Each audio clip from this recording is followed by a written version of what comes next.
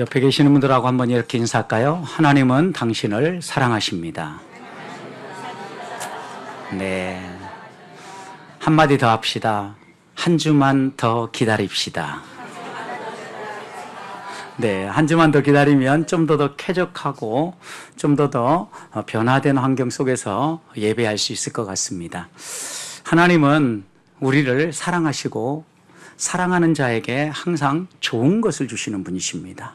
그런데 우리가 이 좋은 것을 귀하게 여기고 또 귀하게 받을 수 있도록 때로는 천천히 주신다라는 겁니다.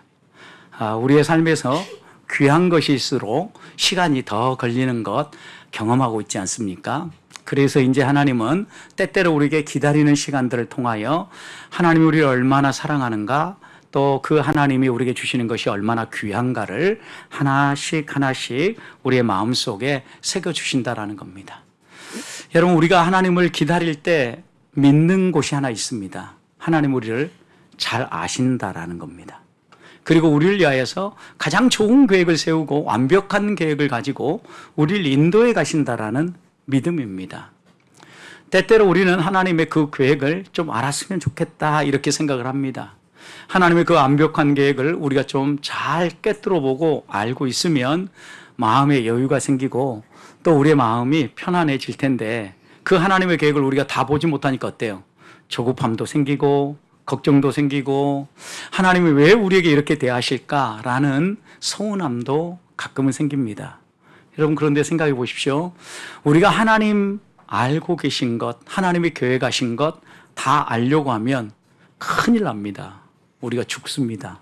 왜냐하면 하나님처럼 될 수도 없을 뿐더러 하나님의 이해의 폭을 우리가 다 따라잡을 수도 없기 때문입니다.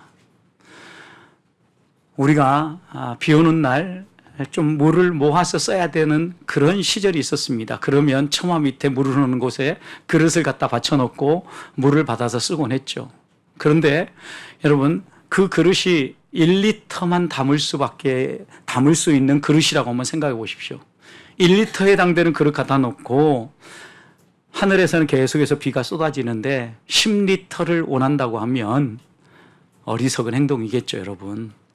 왜냐하면 10리터를 받기 원하면 10리터 그릇이 되어 있어야 되는 거죠.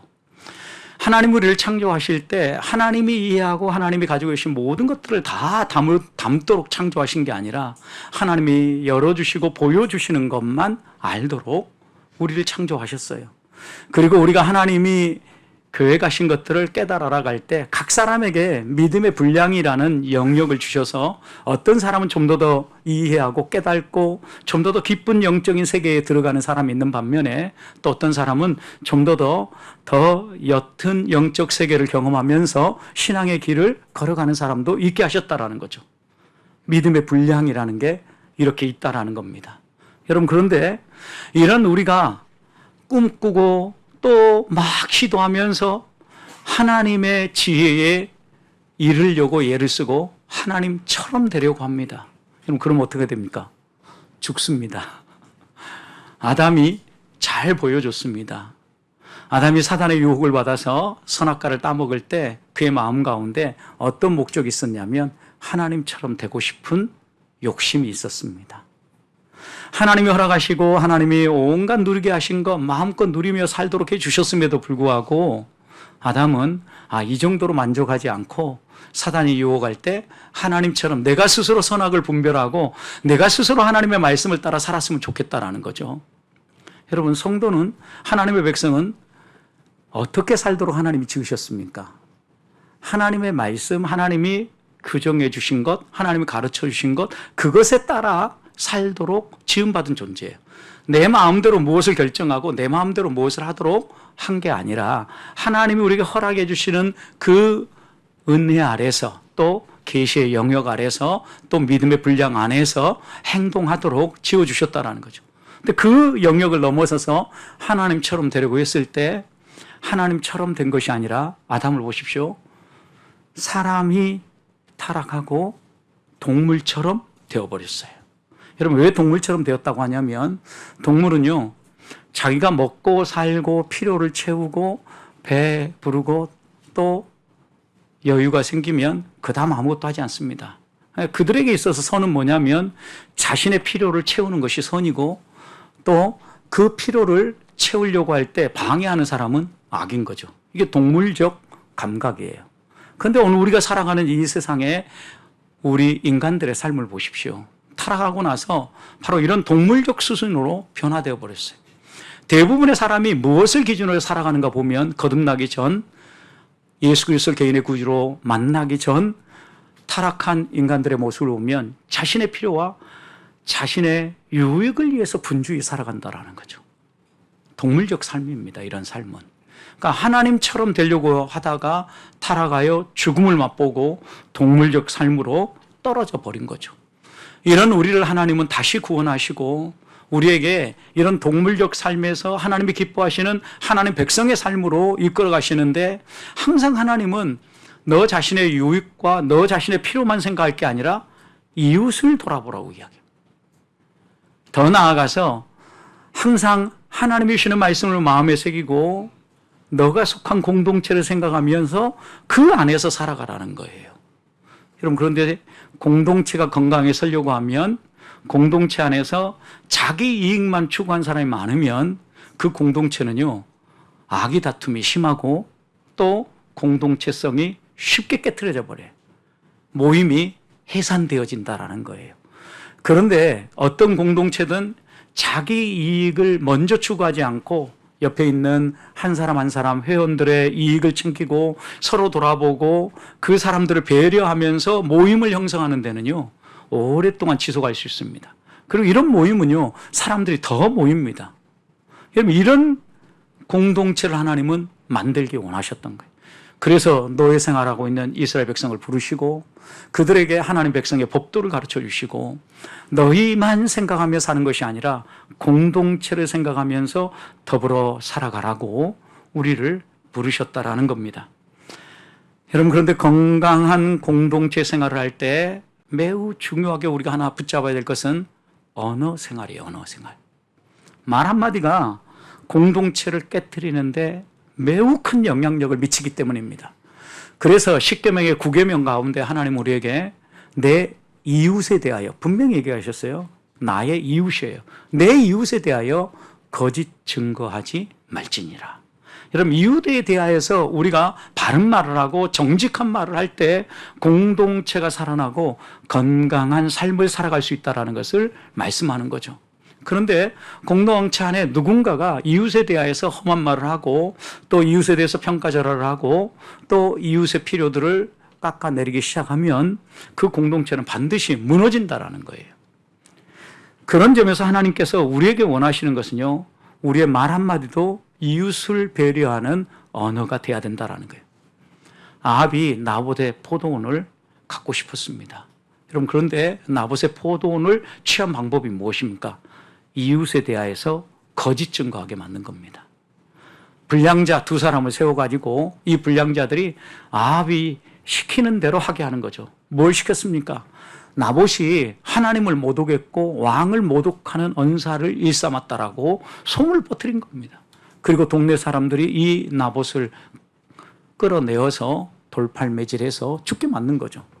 여러분, 공동체를 깨뜨리는데 한 사람의 욕심이 거짓 증언으로 연결되어지고 또 생명을 해치는 일로 나아가고 있는 거죠. 그만큼 말 한마디가 중요하다라는 거예요. 그래서 지혜자 솔로몬은 잠언 25장 18절에서 이렇게 얘기합니다. 자기 이웃을 쳐서 거짓 증거하는 사람은, 이웃을 쳐서 거짓 증거하는 사람은 이와 같다라고 얘기했는데 세 가지를 비유했어요. 방망이요, 칼이요, 뾰족한 화살이다. 이런 방망이 어떤 덩어리들을 부술 때 사용하는 도구죠. 그 다음 칼, 좋은 의도로도 사용하지만 전쟁터에서 칼은 상대방 적군을 무찌르는 데 사용되어지는 살상 무기입니다. 여러분, 뾰족한 화살도 역시 마찬가지입니다. 이게 파괴적 힘을 가지고 목표물 관역을 정확하게 꿰뚫어서 생명을 앗아가는 도구가 뾰족한 화살입니다. 여러분, 우리는 단순히 이웃에 대해서 한마디 하고 또 내가 거짓 말 한마디 했다고 해서 무슨 영향력이 있을까 생각하는데 성경은 우리의 그 말 한마디가 이웃을 깨트리는 방망이가 되고 이웃을 죽이는 칼이 되어지고 이웃을 찌르는 뾰족한 화살이 되어진다는 거죠. 우리의 말이 어떤 때는 파괴적으로 이렇게 쓰여질 수 있지만 우리의 말이 어떤 때는 생명을 살리는 선한 도구로도 쓰여질 수 있다는 것을 야고보 사도는 이야기하지 않습니까? 이런 하나님의 말씀 우리가 생각한다면 우리가 성도답게 살아갈 때 하나님 앞에서 바른 말을 해야 합니다. 우리가 바른 말을 할 때 꼭 기억해야 될 것은 우리 위에 하나님이 계시다라는 이해입니다. 그 하나님은 우리에 대해서 너무나 잘 아십니다. 우리의 모든 걸 꿰뚫어 계십니다. 우리가 아무리 하나님의 그 이해에 도달하려고 해도 다 도달할 수 없을 정도로 한 사람 한 사람을 꿰뚫어 보고 알고 계신다라는 거예요. 그래서 우리들이 부정직하거나 애매모호하는 말을 가지고 위기를 면하려고 하면 안 됩니다. 그래서 그리스도인들은 예, 아니요, 아니요 하라고 이야기하지 않습니까? 애매모호한 말, 언어생활 하지 말라는 거예요. 그러면서 하나님이 우리에게 원하는 것은 나를 속일 생각을 하지 말라는 거죠. 하나님은 절대 속일 수 없기 때문입니다. 하나님은 다 아십니다. 그렇다면 하나님이 모든 걸 다 알고 계시는데 도대체 하나님은 우리의 무엇에 대해서 알고 계실까요? 모든 것이라고 이야기할 때 우리들이 무엇을 기억해야 하나님의 백성답게 살아갈 수 있습니까? 하나님은 첫 번째 우리의 진실을 아십니다. 자, 1절 말씀을 보십시오. 너는 거짓된 풍설을 뻗들이지 말며 악인과 연합하여 위증하는 증인이 되지 말라라고 얘기하죠. 거짓된 풍설이라고 얘기했습니다. 여러분, 거짓된 풍설이라는 것은 확인되지 않은 진실을 말하는 겁니다. 어떤 사람이 이게 막 진실이라고 이야기하는데 아직 정확하게 확인이 되지 않은 거예요. 그렇기 때문에 그것은 어떻게 보면 그 사람에게는 진실일지 모르지만 사람들에게는 받아들일 수 없는 진실인 거죠. 거짓된 풍설인 겁니다. 공동체가 깨어질 때, 어려움을 만날 때 어떤 어마어마한 일이 벌어져서 깨어지는 게 아닙니다. 아주 작은 것에 시작하는데 말 한마디, 거짓된 풍설에 의해서 확인되지 않은 사실에 의해서 공동체가 혼란 속으로 빠지게 되어진다는 겁니다.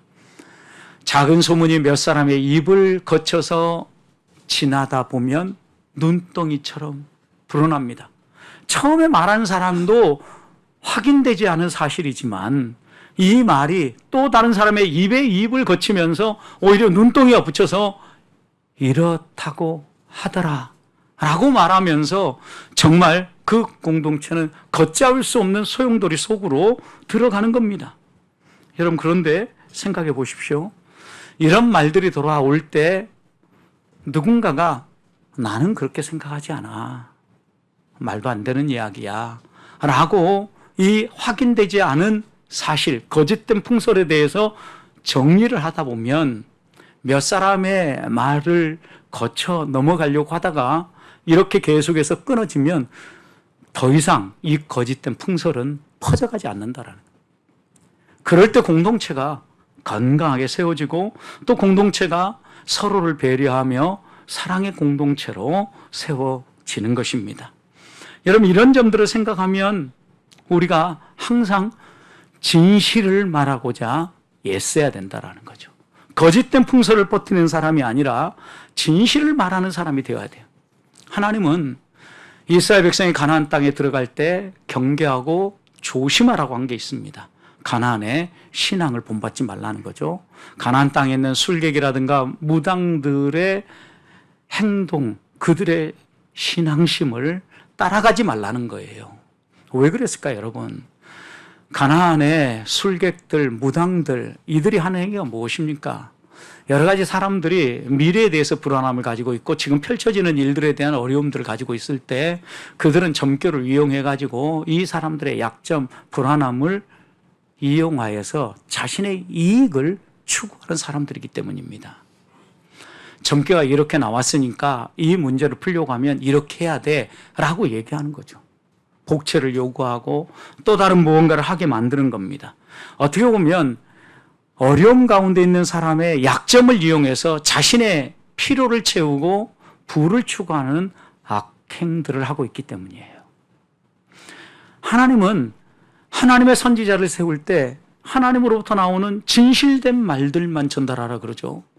여러분, 그런데 이스라엘 백성도 나라가 혼란스러울 때는요, 참된 선지자만 있었던 게 아니라 거짓된 선지자들이 있었어요. 거짓말하는 선지자들이 있었다고. 예레미야 시대도 보십시오. 예레미야는 하나님이 이 나라를 더 이상 이제는 놔두지 아니하고 바벨론에 넘겨서 심판하실 거라고 선포할 때마다 사람들은 믿지 않았습니다. 그런데 거짓 선지자는 어떻게 합니까? 절대 그런 일이 없습니다. 평안합니다. 이 나라가, 이 좋은 나라가 왜 망합니까? 망할 리가 없습니다. 오히려 예레미야가 거짓말하고 있는 겁니다. 여러분, 이렇게 이야기했어요. 여러분, 거짓과 참의 기준이 무엇입니까? 선지자가 한 말이 어떻게 이루어지는가를 보면, 그 증언을 보면 이 사람이 거짓인가 참인가 드러난다는 거죠. 결국 이스라엘 백성이 망했잖아요. 예레미야의 예언이 옳다라는 걸 하나님 드러내 보여주셨는데, 여러분, 거짓 선지자들이 왜 이렇게 예언을 했는가 생각해 보십시오. 무엇 때문이에요? 이해관계가 얽혔기 때문이에요. 왕의 신임을 얻고 여러 이스라엘 백성들에게 저 사람이 정말 좋은 선지자라, 이런 말을 듣고 싶어서 사람들이 듣기 좋은 말로 거짓말을 한 거죠. 거짓된 풍설을 퍼뜨린 거죠. 여러분, 하나님은 이런 악행을 인정하지 않아요. 막연한 추측이라든가 이랬으면 좋겠다든가 자기의 주관적 체험을 가지고 이렇게 될 거라고 이야기하는 것, 이것은요, 확인되지 않은 거짓된 풍설을 퍼뜨리는 것과 마찬가지라는 거죠. 우리들이 여기에서 놓치지 말아야 될 것이 있습니다. 하나님은 우리의 개인적이고 주관적인 체험을 가지고 거짓된 풍설을 퍼뜨리거나 사람들을 호도하거나 내 개인적인 생각을 가지고 그것이 마치 진실인 것인 양 말하는 악행을 내려놓으라고 얘기합니다. 왜냐하면 이 악행은 결국 어디로 가는가 보십시오. 1절 후반절 보면 악인과 연합합니다. 그리고 위증하는 증인이 됩니다. 나아가는 길이 악한 사람들과 함께 연대해서 다른 공동체의 사람을 해하는 방향으로 나아간다라는 거예요. 그래서 우리 성도들이 추구해야 될 것이 있다고 하면 진실을 추구하는 거예요. 정직함을 추구하는 거예요. 거짓된 풍설을 경계하고 하나님의 말씀을 가까이 하는 거예요. 바울은 에베소서 4장 25절에서 이렇게 얘기했습니다. 그런즉 거짓을 버리고 각각 그 이웃과 더불어 참된 것을 말하라. 여러분, 거짓을 버리고 참된 것을 말하라. 이유가 무엇입니까? 이는 왜냐하면 그들이 우리의 지체가 됨이라 그랬어요. 여러분, 그러니까 우리가 막 거짓말하면 내 손에다 대고 거짓말하는 거예요. 그러면 모든 피해는 내 손이 다 입는 거죠. 이게 지체라는 거죠. 공동체 안에서 우리가 거짓말하면 이 거짓말은 부메랑이 되어서 결국 저한테 돌아오는 거예요. 그런데 어떤 사람이 진실하고 정직하게 거짓된 풍설들을 멀리하고 바르게 살아가면 그 공동체가 정직한 공동체로, 믿을 만한 공동체로, 신뢰할 만한 공동체로 서서히 변화되어져 간다라는 거죠. 하나님은 우리를 속속들이 아시는데 내가 진실을 말하는지 거짓을 말하는지 아십니다. 그 하나님 앞에서 진실되게 살아가는 성도들이 되시기를 소망합니다. 두 번째입니다. 2절과 3절 말씀을 보십시오. 다수를 따라 악을 행하지 말며 송사에 다수를 따라 부당한 증거를 하지 말며 가난한 자의 송사라고 해서 편백되이 두둔하지 말아라. 여러분, 여기 보면 다수를 따라서 그릇된 일들을 하지 말라는 거예요. 여러분, 많은 사람이 그 길로 간다고 할지라도 옳고 그름을 분명히 분별하라는 거예요. 하나님은 옳고 그름에 대하여서 애매모호하게 말씀하지 않습니다. 옳은 것은 옳다고 얘기하고 악한 것은 악하다라고 이야기를 하십니다. 하나님은 아시되 우리가 무엇 때문에 그렇게 행동하는지 진실을 아실 뿐만 아니라 우리의 옳고 그름에 대하여서도 정확하게 아신다라는 거예요. 여러분, 세상은 다수의 뜻을 따라서 움직이고자 합니다. 때때로 소수가 목소리를 높여서 변화를 이끌어가기도 합니다. 여러분, 그러나 민주적 절차라는 게 있습니다. 교회 가운데도 민주적 절차가 살아있는 교회 정치 제도가 있는데 그것은 다름 아닌 장로의 정치입니다. 장로의 정치가 민주적 절차를 따른다는 것은 성도들이 뽑은 장로가 당회를 구성하고 담임 목사와 당회가 회의를 해서 하나하나 결의하고 결정한 일들을 시행해 가기 때문에 민주적 절차를 따른다라고 말하는 것입니다.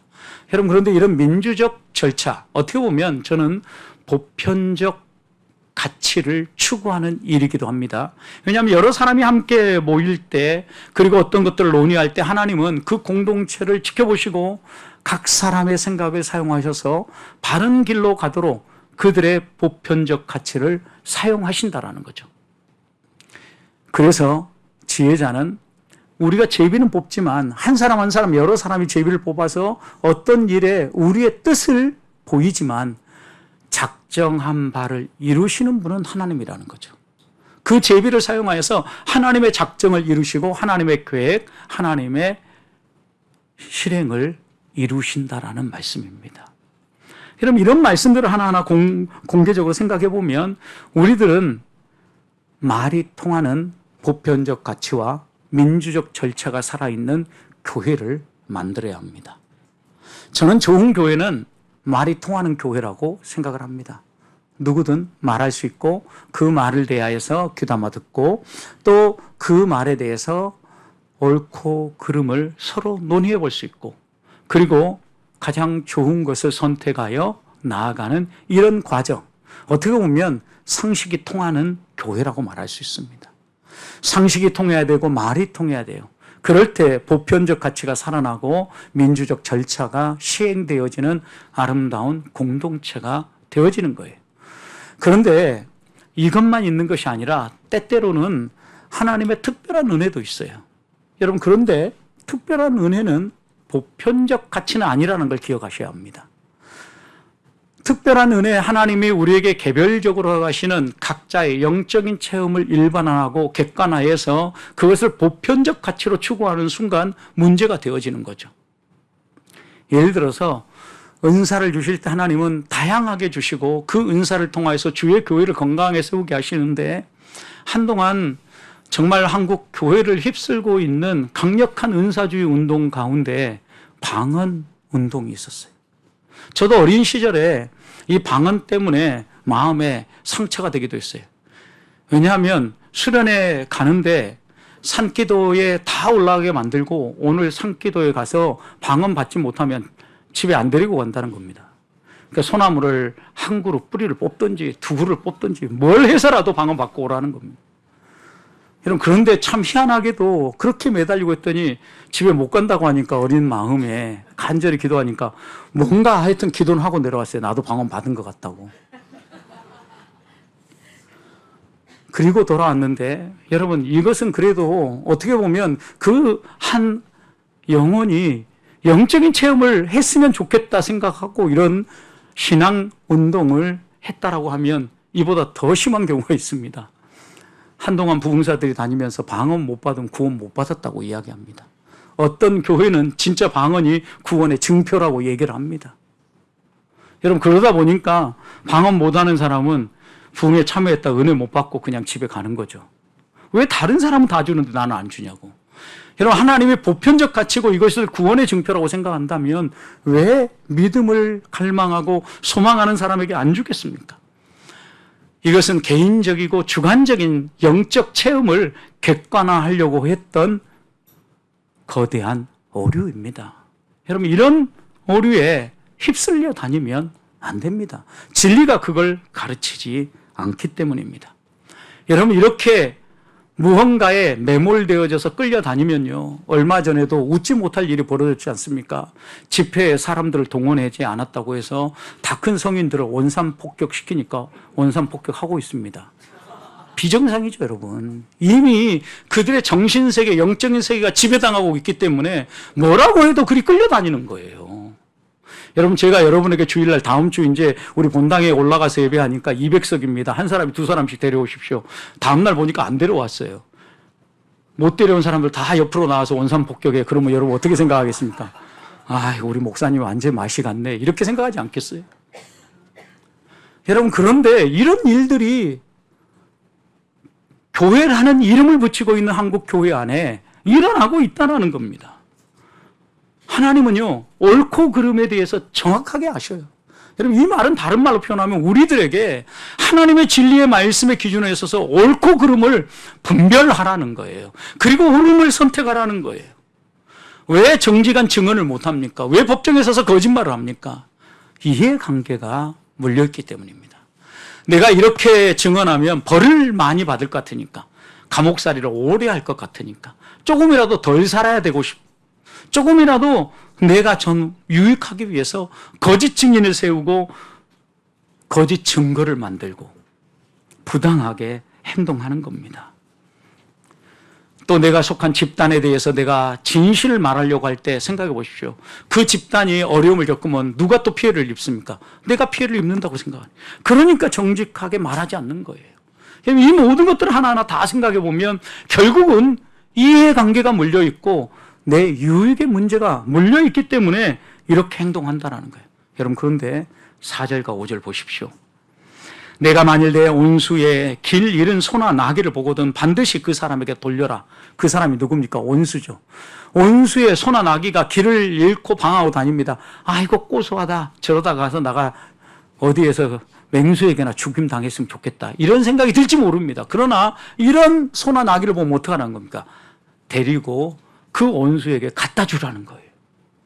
그 다음 5절도 보십시오. 내가 만일 너를 미워하는 자의 나귀가 짐을 싣고 엎드러져 버렸어요. 짐을 너무 많이 실어가지고 나귀가 다 힘들어서 거꾸러졌다 이 말이에요.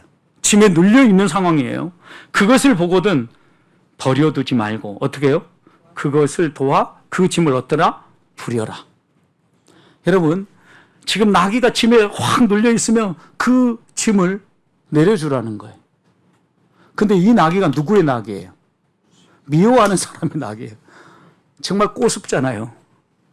예를 들어서 운전에 가고 있는데 어떤 차가 갑자기 그냥 칼치기 해서 돌아오죠. 깜짝 놀라자. 여러분, 우리 마음 가운데 어떤 생각이, 아이고 저런 사람은 귀신도 안 잡아가나, 이런 생각이 들면서 가다가 확 펑크나 났으면 좋겠다, 이런 생각이 들면, 여러분, 우리는 지극히 일반적인 사람입니다. 일반적인 사람인데 진짜 그 차가 가다가 이제 펑크가 나가지고 길가에 서 있어요. 뭐 시골길이에요. 그러면 이 차에 펑크 난 것을 어떻게 하겠습니까? 내 그럴 줄 알았다. 잘 됐다. 고생 좀 해봐라. 하고 쑥 지나가겠습니까? 멈춰서야죠. 일반적인 생각을 가지고 있다가 그 상황을 볼 때 멈춰서는 사람은 신앙인이에요. 하나님 믿는 사람. 멈춰서서 도와줄 건 없습니까? 혹시 제가 좀 풀어드릴까요? 아니면 어떻게 도와드릴까요? 이렇게 말할 수 있는 여유를 가진 사람이. 이게 뭐예요? 미워하는 사람의 나귀가 짐을 지고 가다가 꼬꾸러져 있다고 하면 빨리 멈춰서 그 나귀부터 살려내, 짐을 옆으로 옮겨서라도. 여러분, 이게 어떤 사람이에요? 하나님을 알고 하나님을 사랑하는 사람이에요. 무엇이 옳고 그름인가 생각하는 거죠. 온수라게도 미워하는 사람이라게도 옳고 그름은 분명하잖아요, 여러분. 살리는 게 먼저라는 거죠. 너희의 감정을 따라 행동하지 말고 진리의 말씀을 따라 옳고 그름을 놓치지 말고 살라는 거예요. 한 주간을 살아갈 때 하나님이 원하시는 것은 옳은 삶이에요. 다른 말로 표현하면, 종교적 용어로 표현하면 의로운 삶이에요. 불의한 삶, 하나님의 말씀이 하지 말라고 하는 그런 불의한 삶이 아니라 말씀의 길을 따라서 무엇이 의로운 삶인가를 생각하면서 하나님이 우리의 삶을 너무나도 잘 아신다는 걸 기억하면서 옳은 것 선택하고 그것을 행하며 사시는 성도들이 되시기를 주님의 이름으로 축복합니다. 마지막 9절을 보십시오. 너는 이방 나그네를 압제하지 말라. 너희가 애굽 땅에서 나그네 되었었은즉 나그네 사정을 아느니라. 여러분, 이방의 이 나그네는요, 잠깐 머물다 지나가는 여행객을 나그네라고 이야기하는 게 아니에요. 여기에 이 나그네는요, 한 나라에 가서 사는데 아직 영주권을 받지 못한 사람이죠. 법적 보호 그리고 법적 지위를 아직 확보하지 못해서 이방인처럼 살아가는 사람입니다. 여러분, 이런 나그네를 너희가 압제하지 말라는 거죠. 여러분, 우리나라도 여러 가지 면에서 이제 선진국 수준의 소득들이 올라가니까 어려운 지역에 사는 사람들이 우리나라에 와서 일하는 모양들이 여러 면에서 드러나잖아요. 우리 교회도 청소하는데 지난 금요일 날도 본당 바닥 막 깨끗이 닦고 청소하는데 와서 일하시는 분들은 또 베트남 분들이더라고요. 이렇게 이제는 우리 사회가 다문화 사회가 된 게 분명해요. 그들이 어떤 이유에 이곳에 와서 살든지 간에 존중하라는 거예요. 다른 말로 표현하면 사랑하라는 거예요. 그들이 있기 때문에 오늘 우리들도 행복하게 사는 거죠. 편하게 사는 거죠. 근데 그들을 압제하고 그들을 괴롭혀 보세요. 우리들에게 그 모든 압제와 괴롭힘이 부메랑이 되어서 다시 돌아온다는 걸 잊지 말라는 거예요. 그래서 이방의 나그네를 압제하지 말라는 거예요. 여러분, 그런데 이게 사랑인 것은 왜 사랑이냐면 너의 소시적을 생각해라. 개구리 올챙이 시절을 기억해라. 이 말씀이에요. 왜? 너도 과거에는 애굽에서 어떻게 살았다? 나그네로 종으로 살았다라는 거예요. 그때를 생각하면서 그때 너희들 얼마나 힘들었느냐라는 거죠. 그때 너희를 배려하고 너희를 사랑하고 너희를 돌봐준 사람이 있을 때 얼마나 행복했느냐라는 거예요. 너희도 그렇게 살아야 된다라는 거죠. 여러분, 실제로 우리는 우리에게 잘해주는 사람, 그리고 우리에게 도움이 되는 사람, 유익이 되는 사람들에게 관계를 맺고 사랑하고자 하는 마음이 있습니다. 여러분, 그런데 그것은 보통 사람의 수준이라는 거 아셔야 합니다. 예수님은 산상 수준에서 너희가 너희를 사랑하는 사람만 사랑하면 세리나 이방인들과 차이가 날 게 무엇이냐 그랬어요, 여러분. 그러면서 내 원수까지도 사랑하라고 말씀하셨고, 너희를 괴롭히고 너희에게 어려움을 안겨주는 사람이랄지라도 오히려 그들을 위해서 일하라는 거죠. 왼밤 때리는 사람 오른밤 돌려주고, 오리 가고자 하면 심리 가고, 속옷 갖고자 하는 사람이면 겉옷까지 내어주고. 여러분, 이 말씀이 바로 이런 의미잖아요. 하나님 우리에게 얘기하는 게 뭐예요? 이방의 나그네를 내가 내 권리와 내 주장을 가지고 얼마든지 압제할 수 있다고 해서 압제하지 말고 그들을 배려하고 그들을 사랑하고 그들을 내 몸처럼 아껴주라는 거죠. 결국 이런 사랑의 마음을 아셔요. 하나님은 사랑하는 척하는 사람과 진짜 사랑하는 사람을 분명히 아십니다. 우리의 신앙에 하나님을 향한 사랑 고백이 진실인지 척인지를 아신다라는 거죠. 또 다른 말로 표현하면 우리의 신앙이 무늬만 성도인지 아니면 진짜 성도인지 하나님은 아신다라는 말씀입니다. 그래서 6절부터 8절도 보십시오. 너는 가난한 자의 송사라고 정의를 굳게 하지 말고 거짓 일을 멀리하여 무죄한 자와 의로운 자를 죽이지 말라. 나는 악인을 의롭다 하지 않느니라. 너는 뇌물을 받지 말라. 뇌물은 밝은 자의 눈을 어둡게 만들고 의로운 자의 말을 굽게 하느니라. 너희의 이해관계 때문에 불의한 일을 행하지 말고 이런 어려움 가운데 있는 사람 어떻게 해라? 정직하게 대해라. 다른 말로 표현하면 사랑해라. 너희가 진실을 말하고 옳고 그름을 따라 행하는 것은 결국은 사랑을 실천하는 과정이다 라고 우리에게 말씀하는 거죠. 거짓을 말할 때 이해관계가 분명히 얽혀 있습니다. 그러니 여러분, 한 주간을 살아가는 동안 우리의 삶의 자리에서 이해관계가 확 보일 때 그때 조심해야 합니다. 그때 진리를 따르고 옳고 그름을 분별하고 이것이 사랑의 삶인가를 생각해야 합니다. 그래야 하나님이 우리를 아시는 그 하나님이 우리의 삶에 은혜를 베푸실 뿐만 아니라 우리가 이 믿음의 경주를 완주할 수 있도록 붙잡으시고 지지하시고 이끌어 주신다는 말씀입니다. 하나님 앞에서 한 주간 살아가는 동안 하나님이 나의 모든 것을 아신다는 사실을 잊지 맙시다. 내 마음의 진실, 옳고 그름, 사랑하는 것과 척하는 것 다 아십니다. 한 주간 정직한 그리스도인으로 하나님의 저울 앞에 아무리 하나님이 대봐도 하나님 마음에 합하게 사십시다. 벨사살 왕 기억해 보십시오. 그는 자신이 강대국의 왕이고 모든 걸 다 지배하고 내 마음대로 모든 걸 할 수 있다고 생각했습니다. 성전 기물을 꺼내어서 술을 마시고 잔치를 베풀었습니다.